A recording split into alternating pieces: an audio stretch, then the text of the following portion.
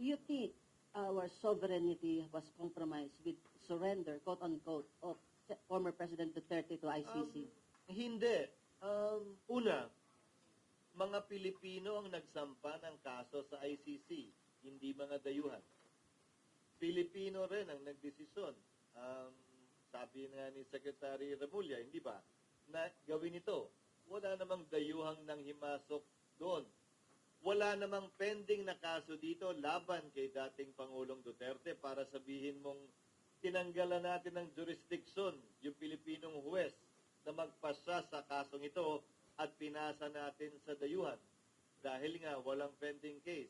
Ironically, if you go by comparison, sa kaso naman ni Congressman Teves, may kasong pending dito. Kinukuha natin siya mula sa Timor-Leste para harapin yung kaso dito kasi may pending na kaso dito. Sa kaso ni dating Pangulong Duterte, walang pending na kaso dito para harapin niya. At yon ang piniling venue ng mga biktima at nagrereklamo para makakuha sila ng hustisya.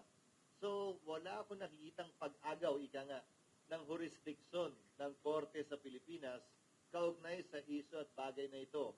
At sang-ayon sa batas din na umiirol sa atin, na sinight din naman sa hearing, pwedeng dalhin ang sino mang akusado, Pilipino man o dayuhan, sa International Court kaugnay ng crimes against humanity ng mga individual. Yan ay batas pa rin na umiiral sa ating bansa. Lalo na kung wala namang kasong dinidinig dito at wala namang pending na kaso dito laban sa kanya na pwede sanang pagpasahan ng isang Pilipinong huwes. Devil's advocate only. Timor-Leste and Malaysia are part of the Interpol, and yet they defied Interpol that the Philippines complied with Interpol. They arrested him. He was under detention. Yes. Malaysia helped the Philippines with respect to Alice Go.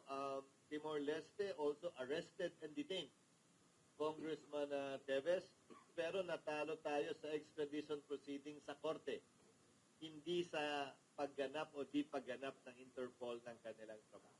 Okay. In kay Alice Go, no less than the Justice Secretary admitted they were given the runaround because of the Sabah issue. Nung simula, pero sa dulo, nakuha din naman natin si Alice at nadala dito. Nang walang court proceedings din. Yeah.